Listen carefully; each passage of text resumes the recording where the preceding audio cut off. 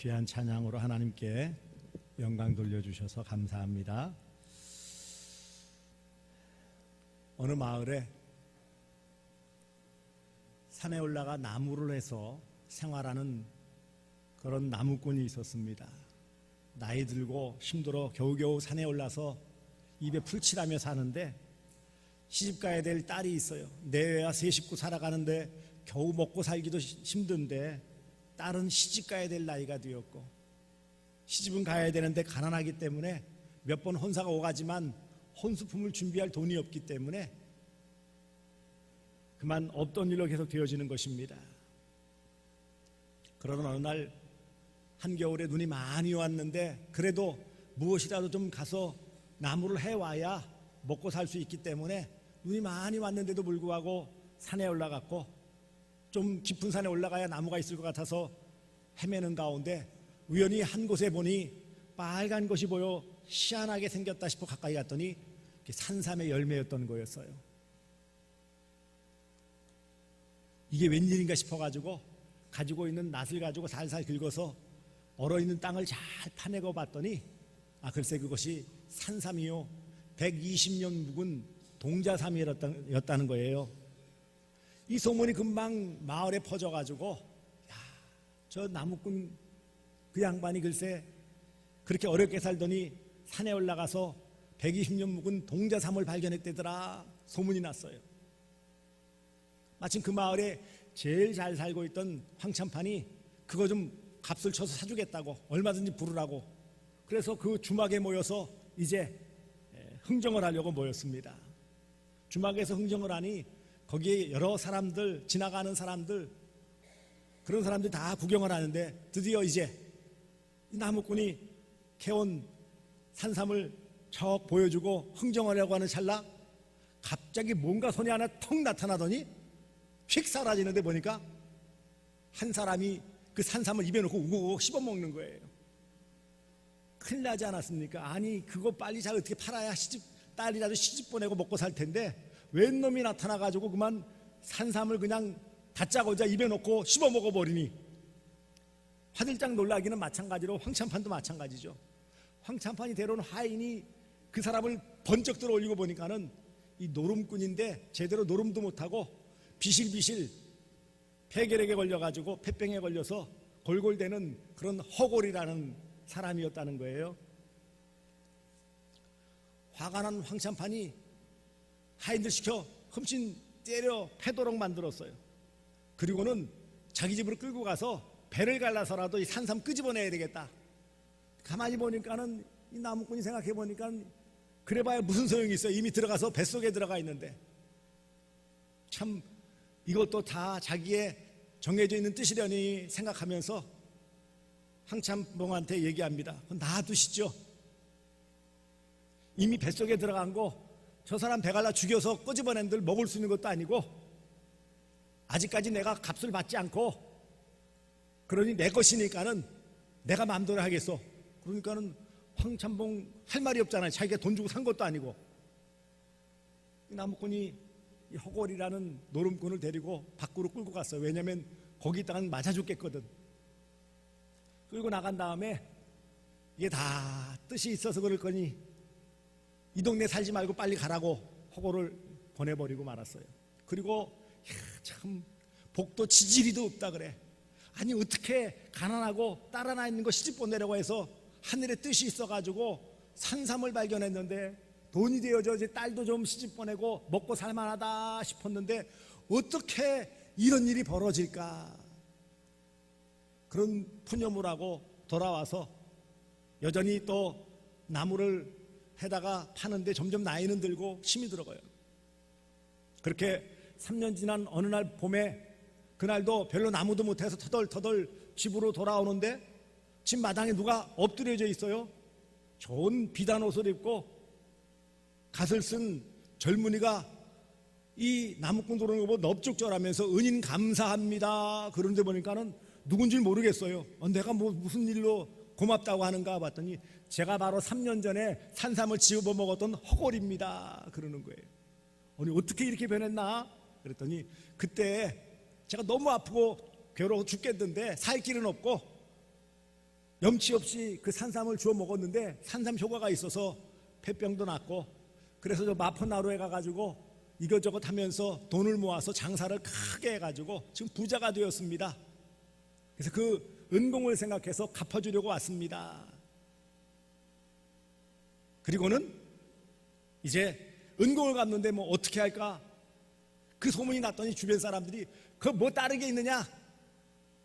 그 딸하고 결혼해가지고 사이 되면 되지 뭐.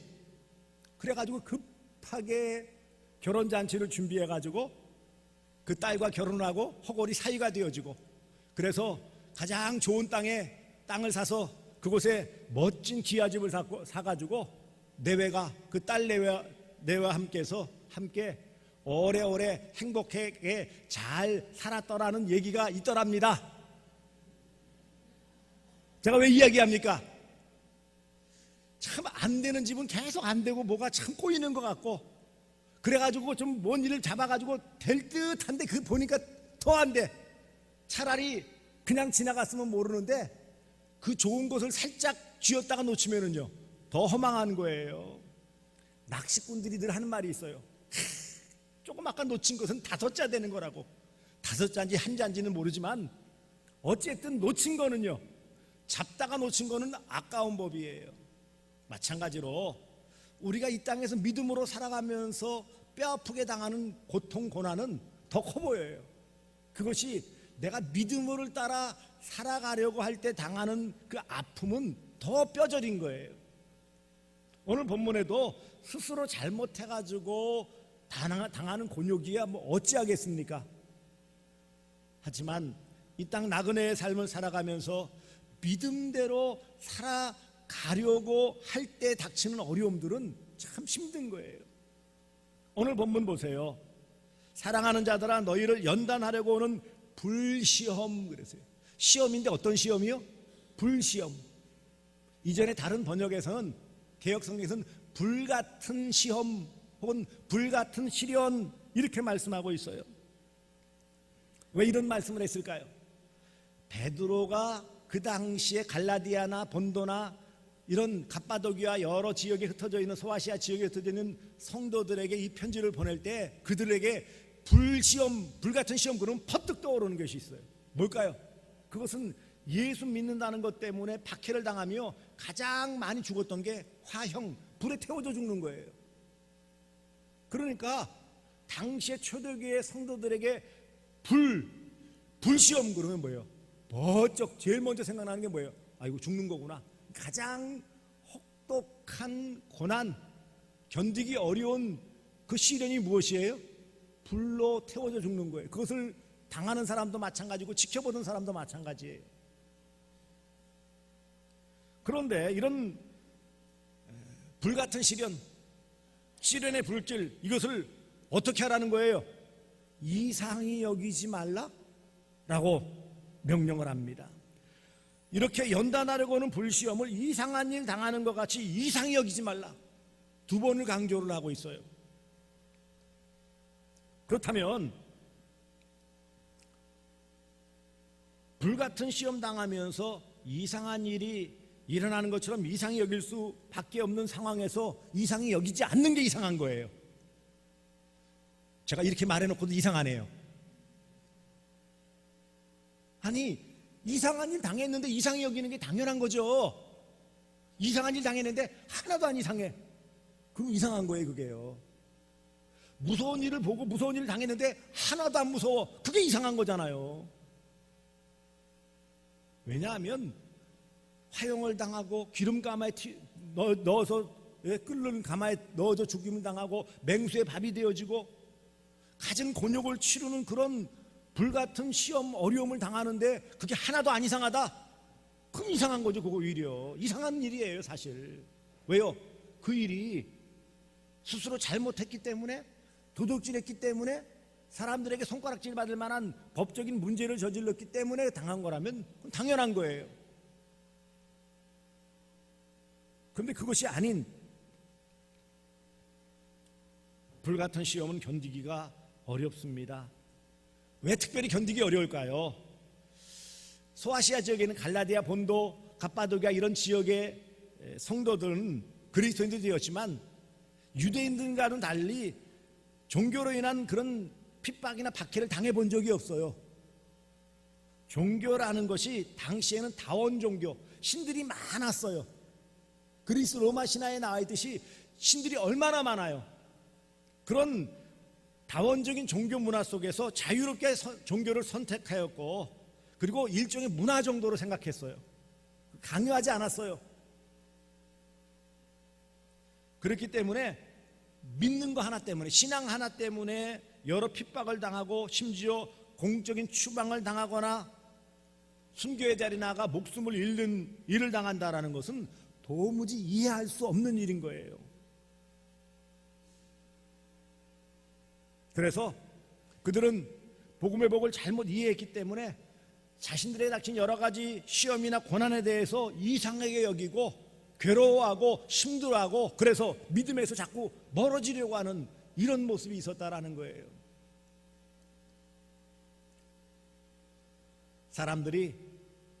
세상에 많은 사람들이, 믿음의 사람들이 고난을 당하면 어째서 너는 예수 믿는데 그렇게 어려움을 많이 겪느냐? 아니, 예수 믿고 믿음이 깊어지면 잘 돼야지 왜 너 이렇게 어렵냐? 그런 조롱을 하는 것을 볼 수 있어요. 이상한 일이에요. 이상한 일이에요. 우리가 이 땅에서도 마찬가지예요. 나름대로 그래도 말씀대로 믿음으로 살려고 애를 쓰는데 여러 가지 만만치 않은 어려움이 있어요. 믿지 않는 사람들로부터 조롱을 듣는 것은 그건 놔두고라도 내가 믿음으로 살아가고 하는데 많은 것들을 때로는 포기해야 돼요. 유교나 불교가 강한, 무속신앙이 강한 우리나라에서는요, 참 어려운 일이에요. 그냥 문화 정도가 아니라 그런 관습으로 굳어있는 전통이기 때문에 그것을 뿌리친다라는 것은요, 정말 어려운 선택일 수밖에 없어요. 가족과의 단절 이 정도가 아니에요. 가문에서의 파문 이 정도가 아니에요. 어찌 보면 모든 것을 다 내려놓고 포기해야 될 만큼 혹독한 대가를 치러야지 믿음의 걸음을 걸을 수 있어요.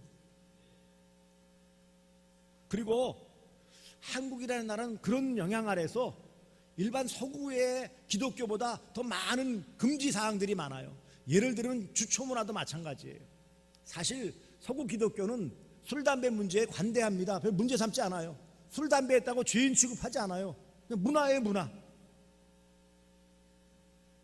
그런데 한국만이 더욱 유독 더 그런 유교적인 틀이 더 씌워져 가지고 그것이 하나의 관습처럼 되어지고 전통처럼 되어지고, 그런 것들 때문에 믿기 전에 일반 사회에서 술, 담배하고 그런 것에 자유로웠던 사람들은 기독교라는 이 신앙, 종교를 택하는데 너무나 많은 갈등을 일으키는 거예요. 그게 기독교로 들어오는데 너무 큰 족쇄가 되어져요. 저는 여러 번 봤어요. 저요? 술, 담배 못 끊어서 교회 못 가겠습니다. 그런 사람 수차게 봤어요. 그렇잖아요. 거기에 제사 문제가 있죠.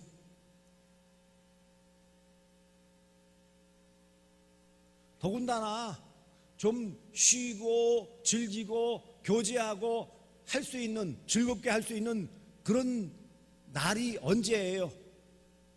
주일 일요일 아닙니까? 근데 그때 주일 성수 그래가지고 다른 거 못하고 오락도 금지하고 예배에만 집중하라. 물론 당연한 말씀이지만 교회 간 나온 사람들 입장에서는 이게 참 어려웠기 짝이 없는 거예요. 왜요? 그때밖에 쉴 데가 없고 그때밖에 시간이 안 나는데.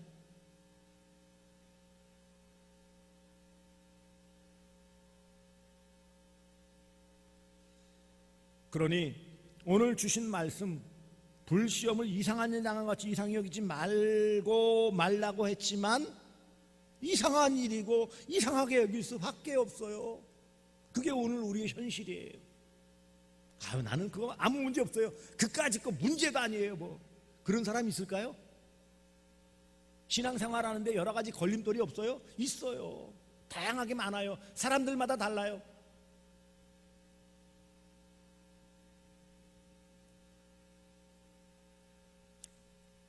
일찍이 일본의 유명한 문인이었던 그리스도인으로서 빙점이나 기른 여기에 빛이 있는 곳에 등 신앙이 담긴 그런 문학작품으로 유명한 미우라 아야코 여사가 남긴 글 하나 가운데 그 내용이 있는데, 이 미우라 아야코는 태어날 때부터 탯줄이 목에 감겨 이 가사 상태, 거의 죽음 상태에서 태어났어요. 갓 엄마 뱃속에서 나올 때 탯줄이 목을 감고 있으면 숨을 쉴 수가 없잖아요. 거의 죽는 반죽음 상태에서 태어났어요. 태어날 때부터 거의 그렇게 불우하게 태어났다라는 거예요. 그런 상태에 태어났고, 이후에 수십 년간 폐결핵 때문에, 또 척추 카이리스 때문에, 또 중년 이후에는 직장암 같은 치명적인 질병 때문에 늘 고통을 당하면서 살았어요. 질병이 몸에서 떠난 적이 없어요.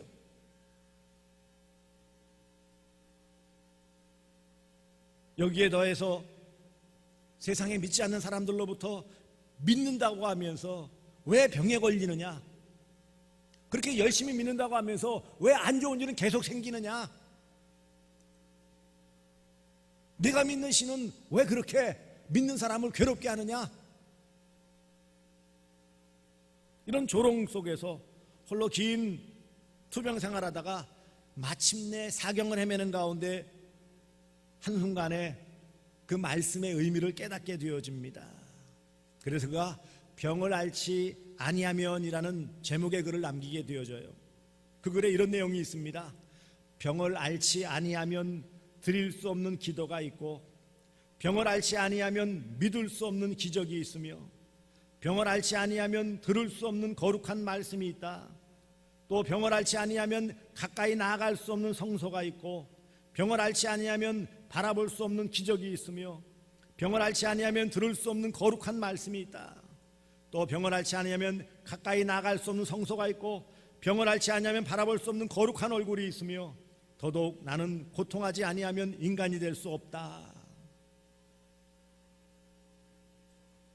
하나님께서 이 고난을 통하여서 믿을 수 없는 그런 인생을 더 깊은 믿음의 자리로 이끌어 가시고,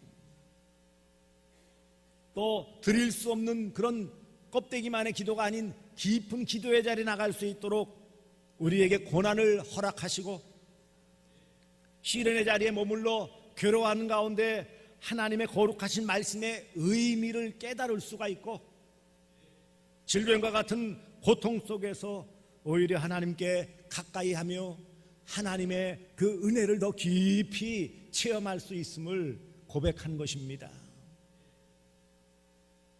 병을 앓지 아니하면, 이 말은 믿음의 사람이라도 이런 고난과 시련의 자리에서 그것을 통과하지 않는다면 껍데기 신앙일 뿐일 수밖에 없다는 거예요. 구원 얻는 믿음은 저절로 주어주시고 단번에 주시지만, 그 다음에 믿음으로 성숙하여 하나님의 뜻을 이룰 수 있는 믿음은 어떤 믿음이에요? 그것은 연단을 통해서 자라나가는 것이에요. 단련하여 성장하는 거예요.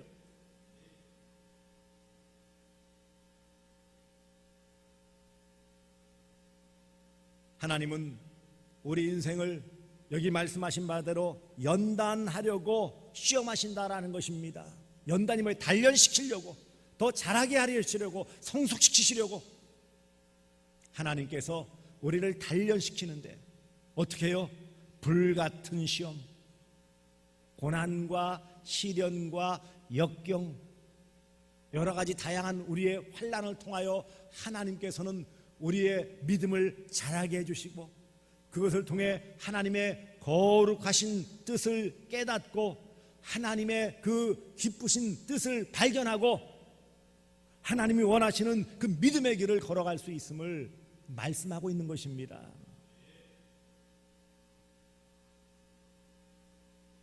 그러므로 오늘 보면 13절 말씀을 보세요. 이상히 여기지 말고 그러면 어떻게 여겨야 된다는 거예요?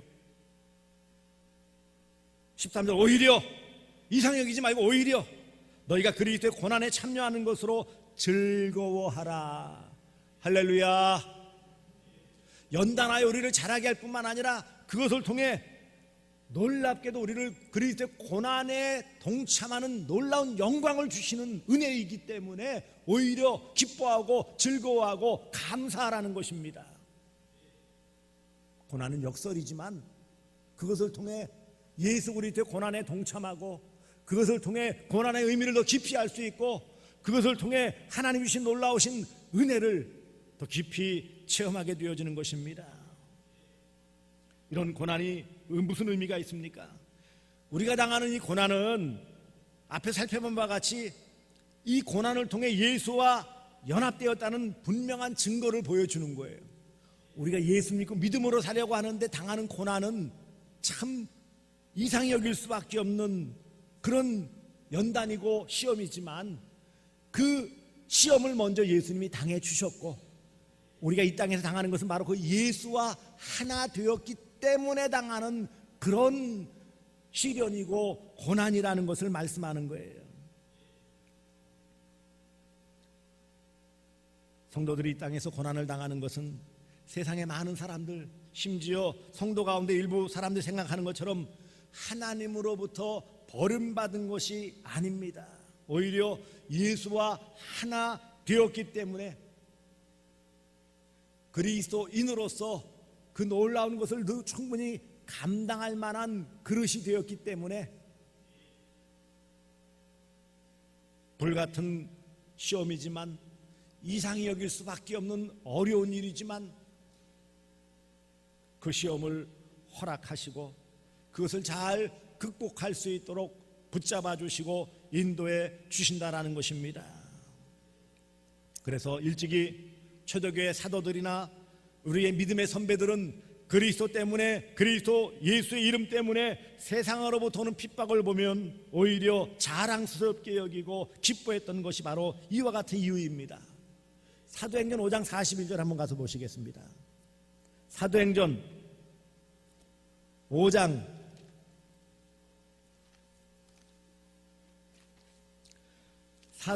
5장 41절 함께 읽도록 하겠습니다. 시작. 사도들은 그 이름을 위하여 능력받는 일에 합당한 자로 여기심을 기뻐하면서 공회 앞을 떠나니라. 아멘. 믿음의 사람들은 어떤 태도를 취해야 된다고요? 예수 이름 위에서 욕을 당하고 힘든 일, 고난 당하는 것은 뭐예요? 합당한 자로 여기심을 받았기 때문이라는 거예요. 예수의 사람 그리스도인으로 인정받았다라는 거예요. 사랑하는 성도들이요, 그렇습니다. 이 땅에서 우리가 믿음으로 살다가 당하는 고난은 그 의미가 무엇이에요? 그리스도인이기 때문에 당하는 것이고 그리스도인이라는 것을 인정해 주시는 고난이라는 거예요. 예수 믿는 사람은 그런 거 당하는 게 오히려 당연한 거예요.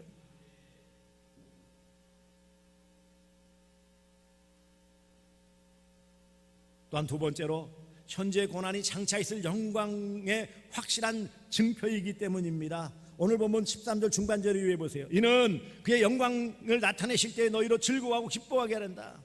자, 고난 참여하는 것을 즐거워하라는 것은 영광 곧 재림의 영광 때에 그때 뭐에 함께 즐거워할 수 있는 확실한 표를 받은 것이기 때문에 이상히 여길 거 없다는 거예요.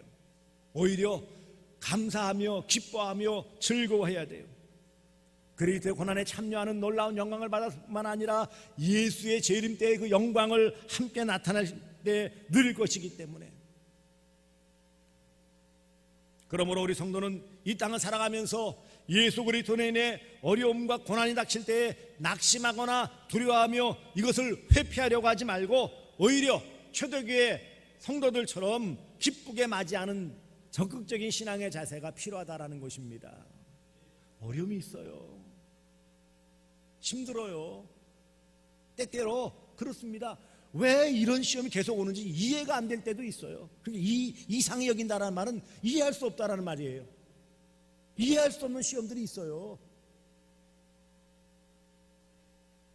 그러나 분명한 사실은 우리를 망하게 하고 우리를 힘들게 하려는 목적이 아니라 오히려 그것 때문에 우리가 더욱 믿음에 견고히 설 수 있고 그것 때문에 예수와 하나 되어질 수 있고 그것 때문에 주님 재림하실 때에 그 영광을 함께 누릴 수 있도록 해주시는 하나님의 은혜의 방편이라는 사실을 꼭 기억하시기를 주님의 이름으로 축복합니다. 그러므로 부끄러워하지 말라는 거예요. 계속 연결되어져서 같은 말이에요. 이상히 여기지 않는 게 오히려 뭐예요? 즐겁게 여기는 것이고, 즐겁게 여기면 부끄러워하지 않죠. 16절을 보세요. 만일 그리스도인으로 고난을 받으면 부끄러워하지 말고 도리어 그 이름으로 하나님께 영광을 돌리라. 그리스도인으로 곧 믿음 때문에 고난을 당하면 부끄러워할 필요 없다는 거예요. 물론 당시에 그리스도인이라는 호칭이 경멸적인 의미로 사용되었어요. 예수쟁이들 한때 그렇게 불렀고, 요즘은 제가 보기에 요즘 말로 표현한다면 개독교 뭐 이 정도로, 개독교인 이렇게 아주 그냥 욕의 욕, 한마디로 말하면 경멸하는 뜻이었어요. 그러므로 이런 배경을 염두에 둔다면 사도 베드로가 당시에 고난받고 있는 그리스도인들에게 고난받는 것을 부끄러워하지 말라고 말씀하신 그 사실은 어찌 보면 나가서 예수 믿는다는 것 자체가 부끄럽게 여길 만큼 너무 힘들고 어려웠다라는 거예요. 부끄러워하는 사람들이 적지 않았음을 보여주는 것입니다. 다시 말해 그리스도보다 세상 사람들의 눈을 더 두려워하고 의식했다라는 거예요. 많은 사람들이. 오늘 우리는 어떻습니까? 우리는 하나님 앞에서의 삶을 산다고 하면서 하나님의 눈을 의식합니까? 아니면 세상 가운데 살아가며 세상 사람들의 눈을 더 의식합니까? 하나님의 눈을 의식하지 않고 자꾸 세상 사람들의 눈을 의식한다라는 것은 뒤집어 말하면 부끄럽게 여긴다라는 뜻이에요. 그렇지 않습니까? 15절 16절 보면 베드로는 성도가 당하는 고난을 두 가지로 나누어 말합니다. 곧 성도가 절대 받아서는 안 될 고난과 반대로 받을수록 아름다운 복된 고난이 있다는 거예요. 받아서는 안 되는 것이 무엇입니까? 여기 보시면은 15절에 너희 중에 누구든지 살인, 도둑질, 악행, 남의 일을 간섭하는 자로 고난을 받지 말려니와, 이건 뭐예요? 자기 잘못이죠. 이런 고난은 당해서는 안 돼요. 절대로 받아서는 안 되는 고난이에요. 이것 때문에 고난 당하면 안 돼요. 성도는 도둑질, 살인, 악행, 남의 일 간섭하는 것으로 고난 받으면 안 됩니다. 사회적인 질서와 법을 어기는 도덕 윤리적으로 타락한 모습을 보이면 안 되는 거예요. 이런 것 때문에 고난 당하면서 내가 고난 당한다고, 그건 정말 부끄러운 일이에요. 국법으로 금하건 범죄, 악행, 비난받을 일, 이런 것으로 고난받아서는 안 됩니다. 하지만 16절에 만일 그리스도인으로 고난을 받으면 그랬어요.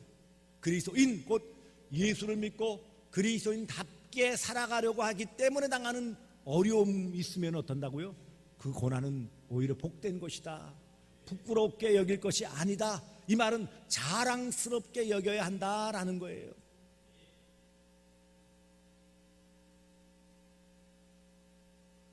사랑하는 성도들이요, 우리가 이 땅을 살아가면서 우리가 믿음으로 살고, 또 한편으로는요, 우리가 믿음으로 살 때 그 믿음에 해치지 않는 범위 내에서 이 땅에서의 법과 도덕과 질서를 잘 지켜야 됩니다. 그것 때문에 손가락질 받고, 그것 때문에 사람들에게 미움을 당하고, 그것 때문에 감옥에 갇히고 벌을 받는 것, 그건 합당치 않은 거예요. 그건 고난도 아니죠. 사실은 벌 받는 건데 당연히 그건 고난이라고 분류할 수가 없어요. 오늘 본문에서 말하는 고난은 내가 믿음대로 살려고 하다가, 말씀대로 순종하며 살려고 하다가, 믿음의 정결을 지키려고 하다가 당하는 여러 고난은 부끄러운 것이 아니라는 거예요. 사람들이 손가락질할 수 있고 외면할 수 있고, 그것 때문에 현실적으로 많은 어려움을 당하고 피해를 받고 손해를 본다 할지라도 오히려 그것을 통해 하나님께 영광 돌리는 것이 되어지기 때문입니다. 그래서 16절에 도리어 그 이름으로 하나님께 영광을 돌리라. 우리가 믿음을 잘 지켜서 그것으로 고난받으면 누가 영광을 받으신다고요? 하나님께서 영광을 받으십니다. 할렐루야. 우리가 똑부러지게 믿음대로 살면, 말씀대로 순종하면 누가 기뻐하세요? 하나님이 기뻐하세요. 하나님이 영광 받으세요. 여러분, 우리가 마땅한 도리를 하는데, 그런데 누가 기뻐하신다고요? 하나님이 기뻐하시고 하나님이 영광 받으신다면 우리가 뭐 대단한 큰 일을 하고 업적을 남기고 큰 사역을 해서 우리가 많은 것을 한다라고 착각하면 안 돼요. 어찌 보면 소박하게 그리스도인답게만 살아가면 돼요. 지금 말세에 엄청난 많은 일을 해야 된다, 업적을 쌓아야 된다, 사람들이 다 깜짝 놀 만한 큰 일을 해야 된다, 그것을 요구하는 게 아니에요. 어찌 보면 평범할 수밖에 없지만, 그러나 일상의 삶에서 믿음을 잘 지키고 믿음대로 살아가는 데 있어서 오는 여러 가지 어려움, 손해들을 잘 감수하면 그게 복된 삶이고, 그것이 뭐예요? 이상한 일이 아니고 즐거운 일이요, 그것을 통해서 오히려 하나님께 영광 돌릴 수 있는 복된 일이다라는 것을 기억하세요. 그러기 위해서는 마지막에 어떻게 해야 됩니까? 이상한 일 당하는데 이상히 여길 수밖에 없는데 이상히 여기지 말라고 하죠. 오히려 즐거워하고 기뻐하라고 그러죠. 그것을 통해 영광 돌리라고 하는데, 그러면 어떻게 해야 되느냐고. 그러면요, 어떻게 이상히 여기지 않을 수 있고요, 어떻게 그것을 통해 기뻐하며 영광 돌릴 수 있습니까? 19절에 답이 있어요. 19절을 함께 읽겠습니다. 시작. 그러므로 하나님의 뜻대로 고난을 받는 자들은 또한 선을 행하는 가운데 그 영혼을 미쁘신 창조주께 의탁할지어다. 할렐루야. 의탁이 뭐예요? 맡기는 거예요. 맡기는 거. 내 스스로 그냥 앙다님을 쓰면서 이를 앙다물고서 그래서 견디어내라, 그렇게 요구하시는 게 아니에요. 힘들고 어려운데 그래도 꿋꿋하게 버텨라, 안 되면 오기로라도 견뎌라, 그렇게 요구하시는 게 아니라니까는요.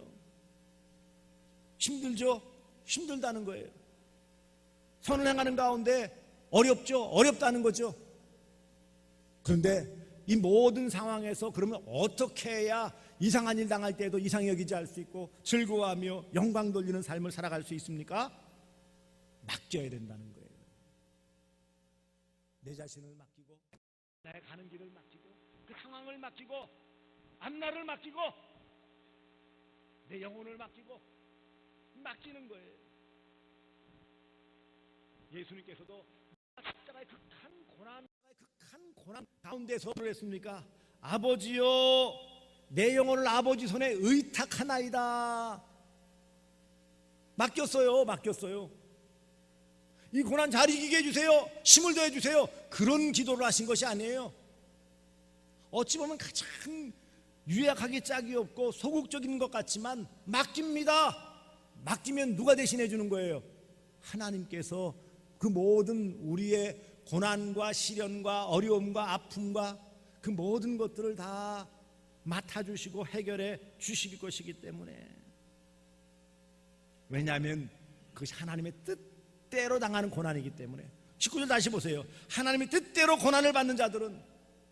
왜 그래요? 하나님의 뜻대로 고난 받으니까 그 뜻대로 허락하신 고난을 그 하나님께 맡기면 그것을 통해 하나님이 모든 고난의 길에서 우리의 힘을 더해 주시고 지혜를 더해 주시고 인내를 더해 주시고 순종함을 통해 승리케 해 주시는 놀라우신 은혜를 베풀어 주시는 것입니다. 그러므로 맡기십시오. 맡길 때에 하나님께서 행하십니다. 우리가 나서면 하나님은 잠자코 계시지만 우리가 맡기고 우리가 잠자코 있으면 하나님은 그때부터 일하시는 거예요. 누가 일하는 게 좋고 누가 일하는 게 빠르고 누가 일하는 게 확실해요? 내가 이리 뛰고 저리 뛰어봐야 소용없어요. 어렸을 때 막 그냥 그 투정 부리고 막 그러면 저희 할머니 그랬어요. 야 이놈아 무슨 용천 발광을 하냐? 그래요. 용천 발광 드러나 보셨나 모르겠어요. 혼자 뭐 이리 뛰고 저리 뛰고 해보려고 해도 그건 소용없다라는 거예요. 어떻게 하면 된다고요? 맡기면 돼요. 맡기면 돼요.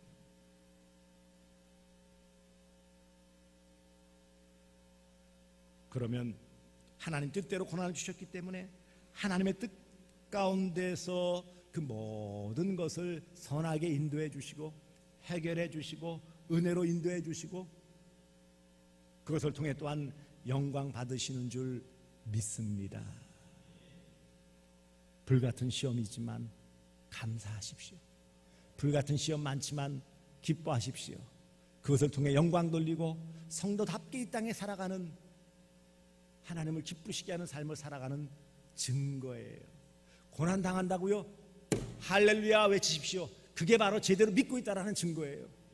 아니, 믿는다고 하는데 아무런 문제도 없고 어려움도 없고 뭐가 뭐 술술 순탄하게 잘 가는 것 같다. 그게 문제라니까요. 그게 이상한 일이에요.